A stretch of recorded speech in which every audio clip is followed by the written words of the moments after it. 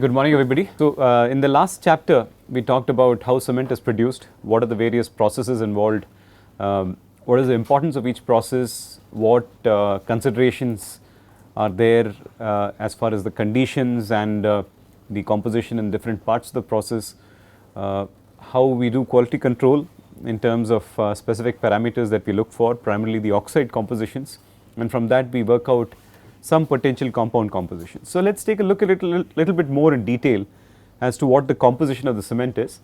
In this chapter we will also talk a lot about the different types of cements or classification of cements as per different standards. Okay. So again the relevant sections from the textbook are marked here. Okay. You all know very well, and this is common knowledge to anybody who has done some basic studies in concrete technology, that the 4 primary oxides in cement are calcium oxide, silicon dioxide, aluminum oxide and iron oxide. Now these are represented in cement chemistry by specific notations. Calcium oxide is written as C, silicon dioxide is S, aluminum oxide is A, and Fe2O3 or iron oxide is written as F. And apart from these you have some other oxides which are present in fairly significant proportions, and those include magnesium oxide, sulfur trioxide, sodium oxide and potassium oxide. Okay. Where is the magnesium oxide coming from? From the calcite source, from the limestone source. It may contain some impurities like dolomite. Okay. So that is where the magnesium oxide is coming from. What about the sodium oxide, potassium oxide and sulfates? Where are they coming from? Where are these coming from? Well, some of the sulfate is obviously coming from gypsum, which is added in the final stages of cement manufacture, but you also saw earlier that attached to the clinker grains you also have some alkali sulfates that are present, like sodium sulfate or potassium sulfate. They may be attached to the clinker grains, and that is where you get the contribution of alkali oxides present in your cement. Okay. So if you were to follow the same cement chemistry notation, you would have to write these also accordingly. So MgO is written as M, okay. SO3 is written as S with a bar on top, okay. Na2O is written as N, and K2O is written as K. So again this is simple cement chemistry notation. It is not to be confused with what we have in regular chemistry. Of course K still represents potassium in chemistry, okay. N does not represent sodium, okay. N is nitrogen, but Na is sodium, but Na2O is written as sodium oxide. Okay. So in this way, if you were to work on the compound compositions, you would first have to estimate how much compound composition can actually form from a given oxide composition. And for that there was a scientist named Bogue, one of the early cement chemists who was there in the first half of the 20th century. He worked a lot with cementitious formulations and the calculations, not just with the production of cement, but he also worked a lot with the hydration of cement in terms of analyzing the amount of heat that is getting produced, the pore spaces that are produced and so on. Okay. There are a couple of names you will hear often in cement chemistry. If you look in the history of cement chemistry, you will hear obviously about Bogue, about Vicat. You will hear about a person called Powers. Okay. A lot of the concrete science that is practiced today is obviously very thankful to the work of Powers, because he was the pioneer as far as concrete science was concerned. Okay. Powers again worked in the early part of the 20th century. So work in concrete science has obviously been there for more than 100 years now, and people have tried various combinations of materials with a basic understanding that was earlier developed by Powers and of course also by Bogue. Okay. So Bogue equations are essentially stoichiometric equations that connect the amount of potential compounds forming in the system. I will tell you why I call it potential compounds, not the real compound composition, but a potential compound composition or approximate compound composition, as I have written here. Okay. So according to this you have 4 equations for the 4 different primary compounds that are there in cement. Of course you all know these are tricalcium silicate, dicalcium silicate, tricalcium aluminate and tetracalcium aluminoferrite. Okay. So now again please remember, I will again give a description about these compounds. These are only approximate stoichiometric formulae for the compounds that are actually forming inside the kiln. we cannot have an exact stoichiometry because they represent a range of different ratios between calcium and silicon for each type of these compounds. But then we will talk about why you give this notation later. Okay. So, here what you do first in these equations, what you do first is you assume that all the iron that is present in the system gets combined in the form of tetracalcium aluminoferrite. So, this is your first equation here, percentage C4AF is equal to 3.043 times the iron oxide content, F is Fe2O3 content. Okay. So, percentage C4AF is obtained first. The next thing you do is you obtain the percentage C3A, okay, which is 2.65 times the aluminate content minus 1.692 times the iron oxide content. Then you go to the first equation, determine your C3S content, okay, that is some fraction of the calcium oxide content minus 7.7 times the silica content minus alumina minus iron minus the sulphate. Of course, you are subtracting the sulphate here because you are removing the potential contribution from gypsum, potential calcium contribution from gypsum, because that is not going to go into the reaction with silicates and aluminates to form C3S. Okay. For C3S formation, you only have the clinker compounds that are reacting, but gypsum is only added in the final stages of cement manufacture. So, the SO3 correction is primarily for gypsum. Okay. So, now what happens here is once you calculate C3S, you then calculate C2S because that needs the calculation of C3S to be completed. Okay. Now, there are certain complications with this, and there are several assumptions that lead to these equations being formulated. What are the complications? Now, just look at the first equation, percentage C3S. Even if I have a minor change in my silica content, like even 1 or 2%, okay, what happens then? My C3S content will come down by nearly 7.7%. That's a very large amount, right? That's a major variation that can actually happen, especially with silica, because the silica can come from our performance improver also, right? Performance improver, if you are using fly ash, we are allowed up to 5% performance improver in ordinary Portland cement. So, 5% fly ash can potentially contribute between 2 and 3% of silica. Now, if you put that back in this formulation, your potential C3S composition comes to be very low. But in truth, in the clinker, you may have already formed C3S that is significantly large, around 50% at least, because all our production processes are optimized to produce a high degree of calcium, tricalcium silicate. Okay. So, these equations are better applied on the clinker to get a potential formulation of C3S, C2S, etc. I will tell you later how we determine the exact compound composition, but for now you have to understand that these are potential compositions, more so because there are several assumptions that are in Bogue equations. One, the first assumption is that there are no secondary minerals present. In other words, Bogue assumed that these 4 are the only compounds that can actually form in the system. Okay. But as I told you earlier, these 4 are not exact compounds in terms of stoichiometry. There are several other combinations possible, right? But then the average compositions are represented by these 4 compounds. Okay. So, it is not accurate that there are no secondary minerals present. The alumina to ferrite ratio is assumed to be greater than 0.64, and there is nothing wrong with that. That holds true for the most cases. I told you earlier that the alumina ratio is in fact between 1 and 4. So, quite a high ratio is typically used for ordinary Portland cement. Okay. The third part is all aluminoferrites are present in the form of C4AF. So, it assumes that iron can only exist in the form of C4AF, but that is not correct. Many solid solutions exist. I will show you later what these solid solutions are. But what do you mean by a solid solution? Homogeneous mixture of a solid and non-solid. Exactly. So, both the solute and the solvent are solids. Can you tell me another solid solution? Commonly known solid solution? Alloys. Alloys. All alloys are solid solutions. Steel is a solid solution, right? Iron and carbon, right? So, solid solution involves both solute and solvent are solids. So, here of course, we are talking about different variations in the formulation of calcium in combination with alumina and iron oxide. C4AF is just one form that exists, but what happens is Bogue assumed that this was the only form. Because of that, he was able to work the calculations. Okay. Then the other major issue with Bogue's calculation is that he assumes that the system is in equilibrium.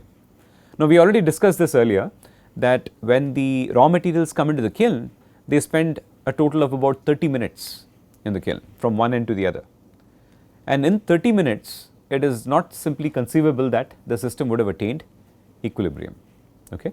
So, again the system being in equilibrium is a difficult aspect to follow up with. Okay. And this equation also does not really account for the presence of free line, but that is not really a problem. We can always do a small correction in the first equation when we are determining the C3S content to account for the free line also. Okay. But that is not really a problem. The problems lie in these assumptions, some of which are not necessarily correct in all situations.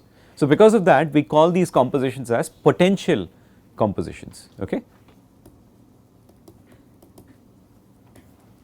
Okay. That does not mean that you will have exactly these compositions when you analyze the cement when it is produced. So, how do you check the exact compound composition? You will have to utilize certain characterization techniques. The most principal one that is used in a cement plant is called the X-ray diffraction technique.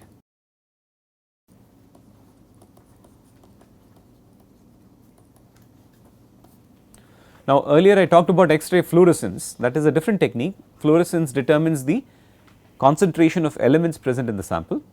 X-ray diffraction is able to characterize the crystalline species that are actually present in your sample. Okay. The different crystalline species, because what happens is in this case the X-ray that comes in strikes the specimen, okay, and based on the crystals you have different orientations of these crystals. At different angles different crystals tend to reflect these X-rays. So, we call that process reflection of the crystal planes as the diffraction of the X-rays, and this happens at different angles. Okay.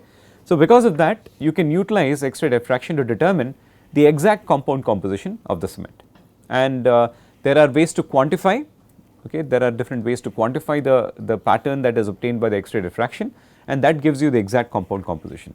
So, if you are publishing a research paper for instance and you have determined all the oxide compositions through either chemical analysis or X-ray fluorescence as the case may be, your paper has a likely chance of not getting accepted unless you are reporting your compound compositions as calculated by a proper characterization technique such as X-ray diffraction. If you are simply doing Bogue calculation and saying that potential compound composition so much, then if your discussion really involves the use of the compound composition, right, you need to be sure that you have used some sort of a characterization technique to come up with those numbers.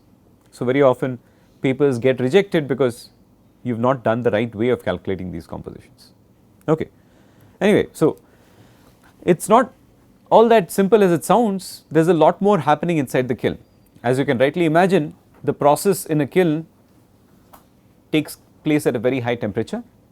There are several possibilities that can exist when you are processing materials at a very high temperature, especially the way that you cool the system can determine a lot what kind of compounds will form, what crystal sizes you will actually end up forming, and what will be the approximate reactivity of the compounds that form.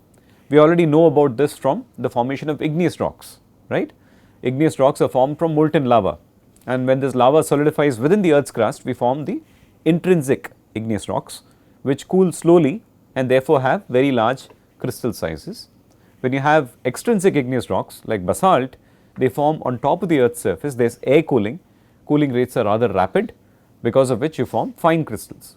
And then you have the pyroclastics, the ashes for example, which are cooling almost immediately, which leads them to have an amorphous siliceous nature.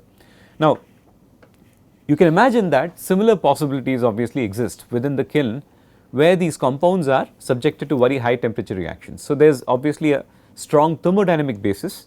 So, the molten mixture of the calcined material can crystallize into different compositions based on the extent of equilibrium achieved and the cooling process. Okay. How much time the material actually spends in the system and what is the rate at which the cooling happens can determine to a large extent the kind of compounds that end up forming in the system. Okay. Now, of course, we know that the four principal oxides are calcium oxide, silicon dioxide, aluminum oxide and iron oxide. So, essentially ours is a 4-component system. Now, this 4-component system does not mean that all the compounds or all the oxides are interacting with each other. There can be instances when you can work with certain binary compositions, certain ternary compositions and sometimes quaternary compositions. Okay. Quaternary means what?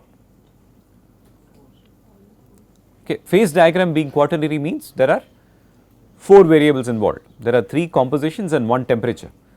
A ternary phase diagram implies there are 2 compositions and 1 temperature. and binary means there is a single composition along with temperature. Okay. So, phase diagrams are something that you have learnt in your basic chemistry. You must have learnt basic thermodynamics where you talked about how you can determine the congruent melting of certain mixtures, you can determine the temperatures at which you can form complete solutions and so on and so forth. The simplest example obviously is a solution of sugar and water, right. If you have a solution of sugar and water, what will happen? As you keep on increasing the temperature, the solubility of sugar will keep on increasing. Okay. So, if you plot that diagram, so I do not know if I can plot it here. Yeah, maybe I can just plot it here first. If you plot the diagram of sugar, so this is this is temperature in degrees Celsius on the y axis, and this is the concentration of sugar. Okay. So, as the temperature increases, what will happen? How will this graph look like now? So, here I have 0, here I have 100% sugar. As I increase the concentration, I need greater and greater temperature to make it a liquid solution. Okay. So, obviously at 0% sugar, where am I? I do not need I basically can make the solution at any temperature, right. At 100% sugar, I need to have very high temperatures. So, my diagram will look like that. That means that when I am here, I have a completely liquid phase. Okay. When I am here, I have a mixture of solid sugar plus solution, right, and probably I will come to a temperature beyond which sugar will not dissolve at all. Okay. I may not be starting here from 0, okay. Beyond a certain temperature the sugar may not dissolve at all. So, at that point you actually have two phases existing again, that is solid sugar and liquid water. Okay. So, here what we are talking about is a simple phase diagram between sugar and water. Okay. Now, when you have two solids which are interacting with each other like an alloy, you have a slightly different system. So, if you plot the two solid phase diagram as a binary phase diagram, you will have, let us say the two solids are A and B. So, if you plot the diagram in terms of percentage B starting from 0 to 100, and that is your temperature axis, what happens in that case? You often see that, for example, when you have a copper and zinc phase diagram to form brass or copper and tin to form bronze, okay, you often see some kind of a behavior which looks like this. You see some congruent melting. So, this is called congruent melting. That means for combinations of materials, the melting temperature goes down. That means at a lower temperature for a certain combination of A and B, you are able to form from the liquid state a completely solid mixture. So, what will happen here in these two regions? It will not be. So, there will be a liquid phase and a solid phase in both these regions. Depending on which side of this point you are at, you will have either have more of B in the solid phase or more of A in the solid phase. Okay. So, again those of you who have done the modern construction materials course in the last semester would have seen how this diagram actually works for the iron carbon system, right. In the iron carbon system, again we have a point called the eutectoid point, which is at 0.077% carbon. Okay. If you are exactly at the eutectoid point and you reduce the temperature from above 727 to below 727, the austenitic phase gets completely converted to a phase called perlite. Okay. Perlite is a mixture of ferrite and cementite, and that transformation happens exactly at a known concentration of carbon and a perfect temperature of 727 degrees Celsius. But that again, all these phase diagrams assume that there is some equilibrium in the system. Now, when there is no equilibrium in terms of rapid rates of cooling, you actually end up forming very different microstructures. So, those of you who learned steel would have learned that there is different kinds of steels that can actually form from the austenitic phase, not just perlite, you can form spheroidite, you can form bainite, right, you can form martensite depending upon the rate at which you are cooling the system, right. All these phases that form in steel have very unique characteristics with respect to their strength and their ductility. So, similarly in a cementitious system, what we have to do is work through these 4 components, that is calcium oxide, silicon dioxide, aluminum oxide and iron oxide, and try to represent or try to understand the interactions that can take place at these different temperatures between these 4 components. The problem with the 4 component system is that you can't represent it quite easily in a 2-dimensional plane, right. A 4 component system cannot be represented easily in a 2-dimensional plane. Why? Because 4 components are almost like the 4 corners in a tetrahedron, and then representing the temperature axis becomes a very difficult task. So, what we tend to do is we break it into 2 ternary systems. Okay. We break it into the CSA ternary system and the CAF ternary system. Okay. We break it up into 2 ternary systems, CSA and CAF. Now, in all these cases, when I talked about sugar, water, when I talked about alloys like A and B, right, I was talking about a binary system. I had only 2 components.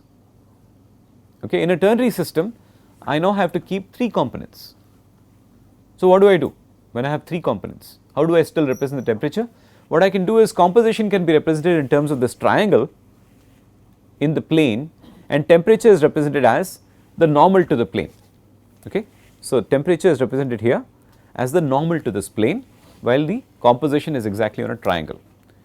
So, how do we represent composition on a triangle? Each vertex represents the pure phase or pure component.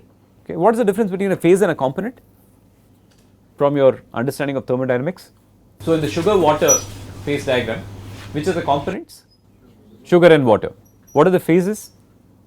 The liquid, solid, the solution, and right. So, those are the phases. So, phase and components are different. So, in this case what happens is, in the ternary diagram, you are plotting the diagram in such a way that each vertex of the triangle is a pure phase. So, 100% A, 100% B and 100% C. Okay. And all these lines that are parallel to the opposite side from a given vertex. So, this is the vertex, this line, you draw lines parallel to that, those are composition lines for component A. That means, if you are at 100% here, this line is 75% A, this line is 50%, this line is 25%. And what about this line? The line which is here is what line now? In terms of A, percentage A, 0, percentage A is 0 on that line. Okay. Whereas, similarly, this is 100% C, that is 75% C, 50%, 25%, and this line is A and B line, right. So, you are not getting any C in that case, C is 0%. So, that way you can actually represent a 3 component phase diagram. This point marked here is what now? What is the composition that represents? Here that means it is 25% B. With respect to A, it is here again, it is 25% A and 50% C. Okay. So, that will be the composition that is reflected by that point there. Okay. So, now what you have done is broken down this. First of all, we broke down the quaternary phase diagram into 2 phase diagrams, CSA and CAF. Okay. I will come to that in the next slide, but right now I just wanted to tell you how this diagram is actually constructed. So, now you have the compositional plane, and then you draw the normal to that plane and mark that as the temperature. Okay. Now, these 3 components A, B and C, when they are in a molten state and you start cooling down from that molten state, you can have several different interactions taking place. Some of these interactions will be binary interactions. That means, compounds A and B may have binary interactions. For example, what is shown on this side, right, the blue curve is all the binary interactions that take place between A and B. Okay. The red curve is all the binary interactions that take place between A and C. On the other side, you will actually have the binary interactions that take place between B and C, right. You get that point? And then in between you see these surfaces which are sloping in different directions. You see these surfaces. Now, if you are at a temperature that is here, what sort of a phase do you have? You only have a molten liquid phase, because there is no possibility of a solid forming.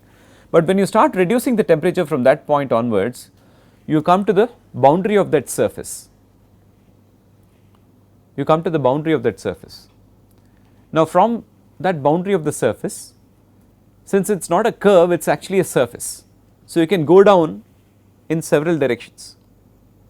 So based on the initial starting composition, you will have well defined paths which the melting line will take or the solidification line will take. So you will try to come down this way or this way, okay. I mean I am talking about the grey surface that is inside. So maybe I should plot the point here. You are at a melting temperature here, you bring down the temperature, you are somewhere here now, you have intersected the solidification surface and you can come down in different ways across this surface, okay. So at a temperature below that, you start solidifying different phases. Now what phases you solidify will depend on where you are in the compositional plane. So supposing you are somewhere here in the compositional plane, what do you think would be the approximate makeup of the compounds that you get ultimately? If you are close to this line which defines what? The binary line of A and C. If you are somewhere here, what do you think will be the approximate composition that you will get? You will get some, you will definitely get a phase that is AXCY, right, where there is X is greater or less than Y? X should be greater than Y, right, because you are closer to A than to C. So you will get some phase which is AXCY. You may also get AX1 BY1, which is obviously going to be very rich in A because B is close to 0, okay. So depending on where you are in the compositional plane, the final structure that you get will be a mixture of phases that are either rich or deficient in one of the components, okay. So depending on your location in the compositional plane, you can actually now figure out where you can end up with. So we know that in a cementitious system, we want to end up in a system that has a large amount of C3S, a smaller amount of C2S, a small amount of C3A and probably a very smaller amount of C4AF. So out of these, 3 of those compounds can form in the phase diagram that we call as the CSA phase diagram. C3S, C2S and C3A, all this will come in a CSA phase diagram, okay. So again we have to choose our composition initially so that we know exactly that we are close to the CaO rich portion, calcium oxide rich portion. When we are designing Portland cement, we need to choose our raw material so that we have a majority of calcium oxide in the system. I will show you that. So any questions here, because this can be quite complicated. If you have not had exposure to the phase diagrams for a long time, you may have to do a little bit of additional reading from your basic chemistry textbooks and determine what are these phase diagrams all about, what is congruent melting, how do eutectoids form and so on. Of course, that is not a matter of test in this in this course, but again from the point of view of understanding what kind of compounds can actually form, you need to have a basic information in thermodynamics to get that idea. But anyway, so this is how you will represent a ternary phase diagram with the compositional plane on the x axis and the orthogonal axis is basically your temperature plane. Alright, so again as I was telling you earlier, there are 2 primary ternary systems that will exist for cement. One is the CSA ternary system and the other is the CAF ternary system, okay. Now interestingly, the first system itself solves most of our problems because it is composed of binary phases that make up nearly 90% of your Portland cement, that is C3A, C3S, C2S, and sometimes you also get this phase called C12A7 depending upon the extent of alumina you may have in your cement, okay. The lime rich portion is the one that is significant. Please remember when you talked about steel alloys, right, when you talked about the iron carbon alloys for steel, the portion that is relevant is obviously the one which is rich in iron, because if you have too much carbon in your steel, what happens? It becomes very brittle and it becomes unusable as far as structural steel is concerned. So we generally work with carbon contents of less than 0.1% as far as steel is concerned, structural steel is concerned, okay. So there we get sufficient amount of ductility and so on. So just like that in cement chemistry, we want to work with a lime rich portion of the ternary phase diagram, okay. The second phase diagram, that is CAF, is a very complicated diagram. because there we have to actually analyze ternary phases which have an equivalent composition of C4AF. So, I will just show you the binary diagram, that is ternary diagram, that is CSA, because this is what is most important from our perspective of cement chemistry. So, again I want you to concentrate here on this lime rich portion, that means we are close to the calcium oxide vertex of this triangle. Okay. So, obviously when you are very close to here, what system are you going to form? Going to form CaO, that is all, right. You are basically going to form CaO, because you are driven off carbon dioxide, you will ultimately end up forming primarily calcium oxide in the system. But when you are closer to here, you start interacting a lot with the silica. When you come closer to this side, you also start forming some phases that are rich in alumina. It is as simple as that. So, again if you look at this diagram here, your C3S is located here, C2S is located here. That means where should be my initial composition of the cement? In terms of oxide compositions, I should be somewhere around here, right, so that I can end up either in C2S or C3S, and I can form some C3A, and sometimes I may end up forming C12A7 depending upon the extent of alumina that I have in my system. Okay. Now, it is interesting to note that when we actually learn about different types of supplementary cementing materials like fly ash and slag, you may actually see some other phases which are representative of where they are in these phase diagrams. For example, in fly ash or low calcium fly ash, where you do not have enough calcium oxide, where will you be in terms of initial composition? You are somewhere close to this line, somewhere close to the silica alumina line. So, what phase do you expect to find in fly ash? No, from here, from this diagram, fly ash is very deficient in lime, low calcium fly ash is deficient in calcium oxide. So, you are obviously close to the alumina silica line. So, what crystalline phase you expect to find in fly ash? So, typical low calcium fly ashes nearly have 50% silica and about 25% alumina. Again, please remember, fly ash is being collected from coal that is being burnt at high temperatures. So, some of that fly ash will not be amorphous, it may actually have these crystalline components like mullite, which is available. Okay, you often find mullite in fly ash. What about slag? Now, slag has approximately equal contributions of calcium, silica, and probably a very high contribution of alumina also. So, you should be close to the center, right. So, what should you form? I have already circled it. You should form the galenite phase, C2AS, okay. C2AS phase, or sometimes you can even form probably close to anorthite, CAS2, depending upon the high content of silica. So, somewhere there will be the components you may get in slag. You may get, I am not saying you will, because please remember, blast furnace slag is obtained by rapidly cooling the molten slag, and you may actually not have any crystalline phases that form in that system at all. Because of rapid cooling, you actually end up forming a highly amorphous phase. But if you were to find any crystalline phases, they would be somewhere in that range, galenite to anorthite.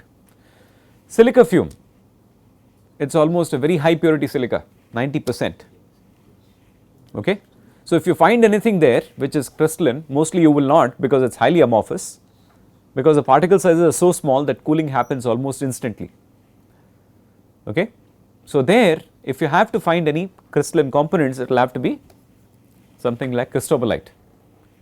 Cristobalite is basically a high temperature form of quartz, because the industry from which silica fume is collected, the temperatures can go very high, up to 2000 degrees Celsius. So, you can actually form this cristobalite phase, if indeed a crystalline phase can form with that rapid cooling. Okay. So, silica fume that is collected typically is completely amorphous, similar to slag. Okay. Fly ash on the other hand can have sufficient degree of crystallinity also.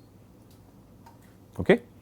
Alright, so let us move forward and look again at this diagram just for your understanding. I have actually produced this from an actual sheet that is used by cement producing companies, and this sheet obviously is prepared by what kind of people? Not civil engineers, of course,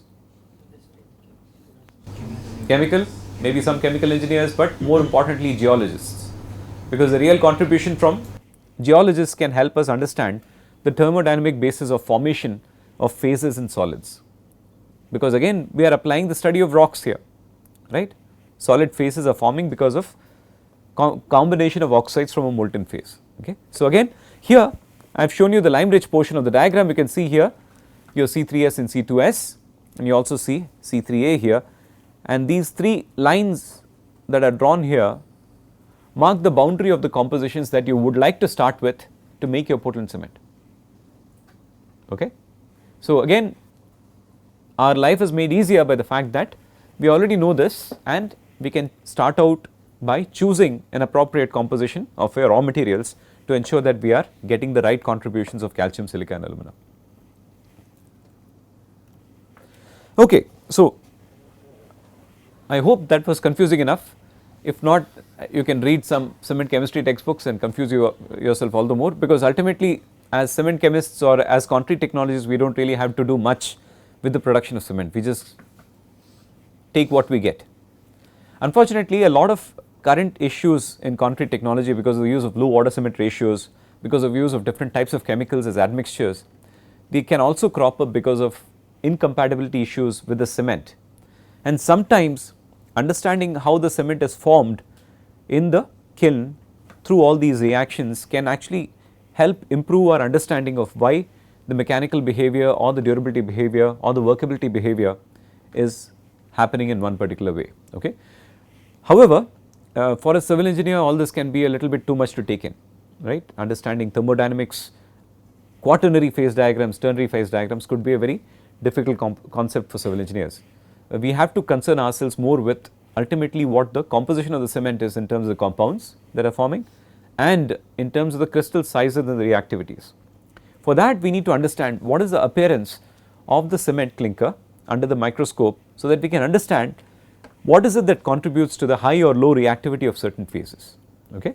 So, if you take typical Portland cement clinker and put it under the microscope, again it is not as simple as just taking clinker and putting under the microscope. What you need to do is first embed it in an epoxy, you then need to polish it to ensure that you are able to expose the clinker surfaces and perfectly maintain a flat disposition, and then you have some sort of a liquid which is used to etch the clinker surface. Etching is required to ensure that you are able to show the distinct contrasts between the different phases that are there in the cement. Okay. So, this process can be quite involved. The sample preparation technique is really quite involved. Okay. Anyway, so once you do that and you look under the microscope, you will see that you have large irregular crystals that are grains of alite C3S. You will see more rounded smaller crystals, in some cases smaller, sometimes you may also find bigger crystals that are of B-lite or C2S, and you find that these crystals are surrounded by very fine crystalline materials which form the ground mass. Okay. Now, ground mass is the name given to extremely fine system of crystals that cannot be discerned by the naked eye, I mean by the viewing under the microscope. Optical microscopy is not good enough to figure out the crystalline nature of these compounds. Okay. So, you have the ground mass which consists of the flux phases. Again the flux phases refer to the aluminate and aluminoferrite. Okay. So, just to give you an example of such an image, you see here there are some irregular shaped crystals, there are some rounded crystals, okay, which have more smoother surfaces. Okay. So, the irregular shaped crystals are C3S, okay, otherwise we call them as alite. The rounded crystals are B-lite. Okay, why this name alite, B-lite?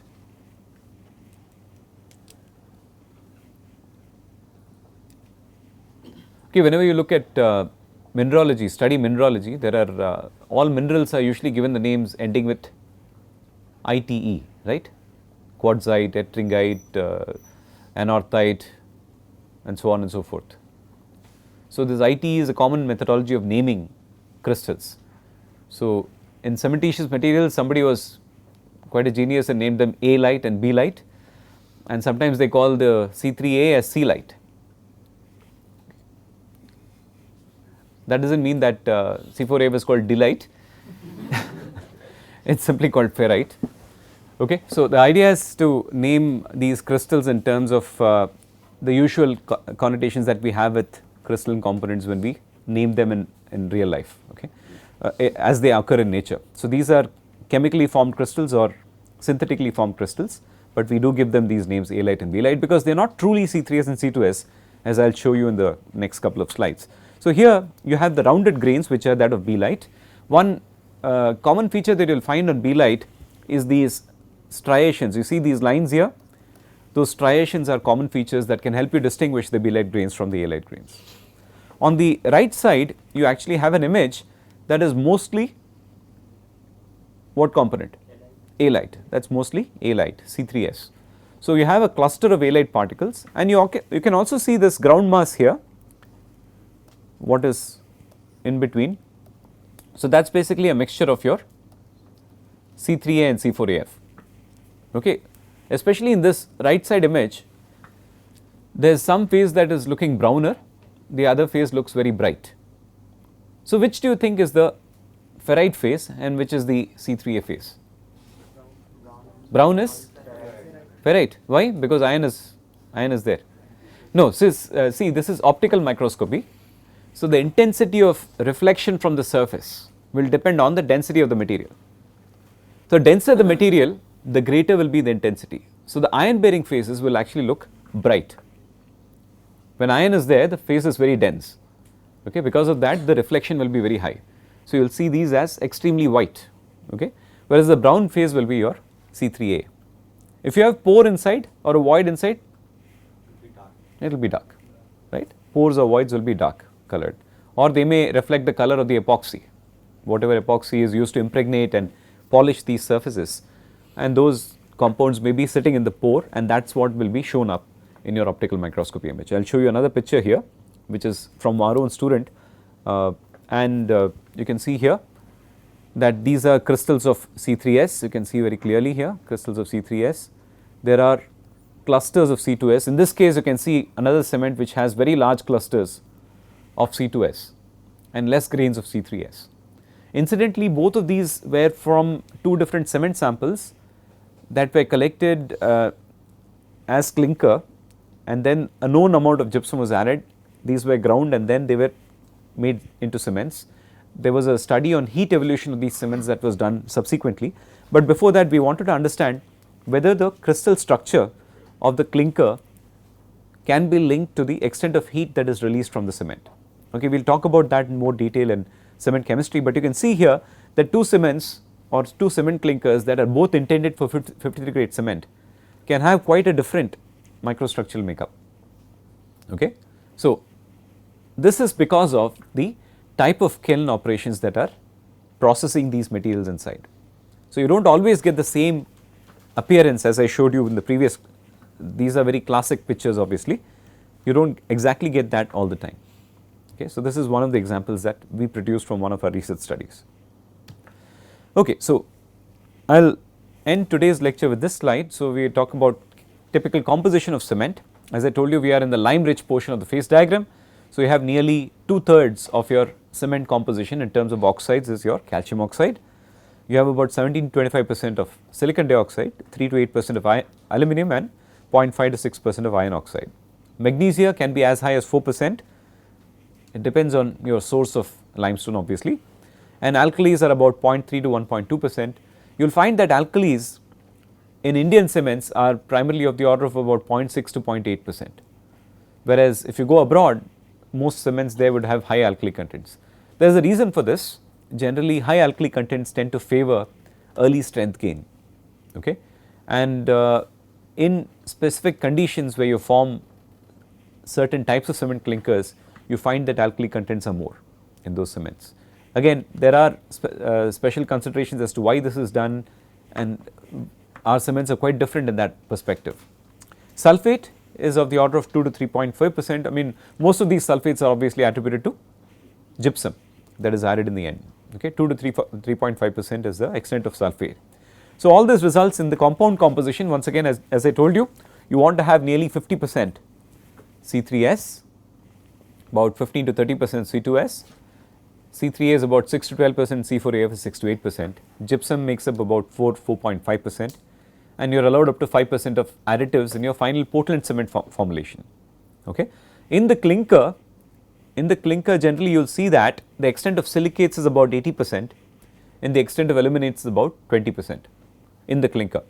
Okay. And that holds true for most types of cements, whether it is low heat cement, whether it is rapid hardening cement or any other cement that you consider. The total silicates will be around 80% and the total aluminates will be around 20%. Okay. So, we will stop with this for today.